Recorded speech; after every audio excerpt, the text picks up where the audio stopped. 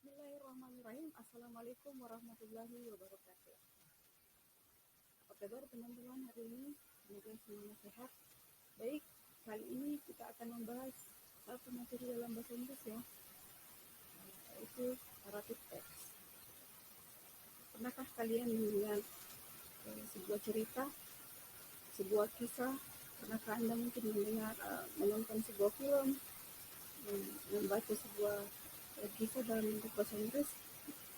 Itu semua adalah jenis-jenis daripada naratif. Nah sekarang, apakah yang akan kita lakukan atau apa yang kita bahas dari materi naratif tersebut?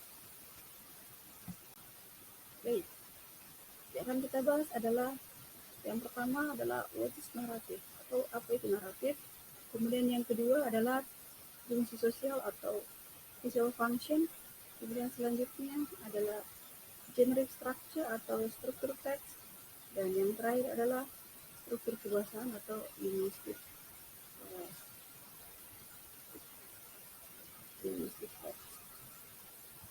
Selanjutnya, kita masuk langsung pada definition atau pengertian. Jadi, apakah yang dimaksud dengan narrative text?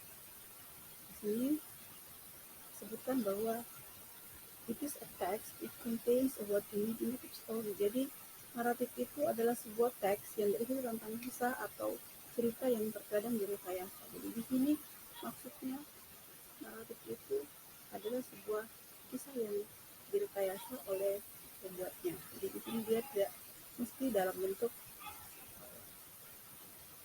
cerita yang sesungguhnya. Ini bisa dalam bentuk fable, dalam bentuk cerita dongeng dan lain sebagainya. Baik, selanjutnya kita akan membahas tentang social function atau tujuan.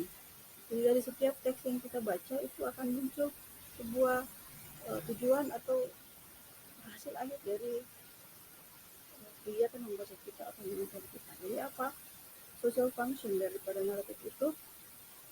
Tujuannya adalah to amuse or entertain the reader or listener.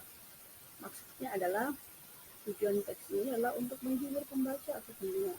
Jadi ketika kita membaca atau menonton sebuah kisah, maka kita akan bisa terhibur atau senang dengan kisah tersebut. Baik, selanjutnya yang akan kita bahas adalah generic structure atau struktur teks. Dalam membuat naratif atau dalam sebuah kisah naratif itu muncul yang namanya struktur teks. Kenapa harus ada? Karena kita mengharapkan kita bisa membuat cerita dari kehidupan kita sendiri dalam bentuk naratif. Dan pola atau cara untuk membuat teks naratif ini ada beberapa. Jadi yang pertama adalah orientation.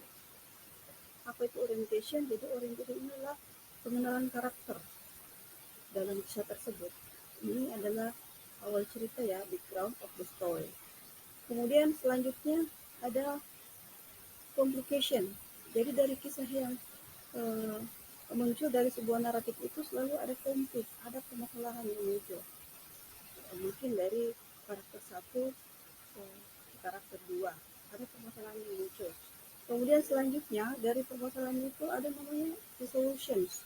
Ada bagian resolution. Apa itu resolution? Resolution itu adalah pemecahan masalah atau pencarian solusi dari masalah yang terjadi. The crisis or problem is resolved for the better or for the worse. Artinya kita akan mencari solusi untuk permasalahan yang muncul. Kemudian selanjutnya adalah koda. Apa yang dimaksud dengan koda? Koda itu katanya adalah orientation. Barangkali pernah kita dengar terkadang mungkin pada saat kita selesai membaca sebuah cerita ada namanya moral value. Apa itu moral value? Pesan moral dari kisah yang kita baca atau kisah kita nonton. Kemudian selanjutnya adalah language features atau struktur kebahasaan. Di sini dibahas tentang apakah yang digunakan dalam teks, kalimat apakah yang digunakan dalam teks naratif tersebut. Jadi yang pertama kita menggunakan using past tense ya. Jadi kita menggunakan past tense. Apa maksudnya past tense? Kita menggunakan kalimat-kalimat yang telah lampau. Karena memang cerita atau kisah yang kita baca itu sejatinya sudah pernah terjadi. Kemudian yang kedua adalah using recorded speech, direct and indirect speech. Menggunakan uh, percakapan ya, ada dialog dalam teks tersebut, baik secara langsung maupun tidak langsung. Kemudian adalah using passive voice, menggunakan passive voice. Jadi saya kira cukup sekian yang bisa saya sampaikan untuk kali ini. Semoga bermanfaat, tetap semangat belajar, semoga kita semua sukses. Sekian dan terima kasih. Wassalamualaikum warahmatullahi wabarakatuh.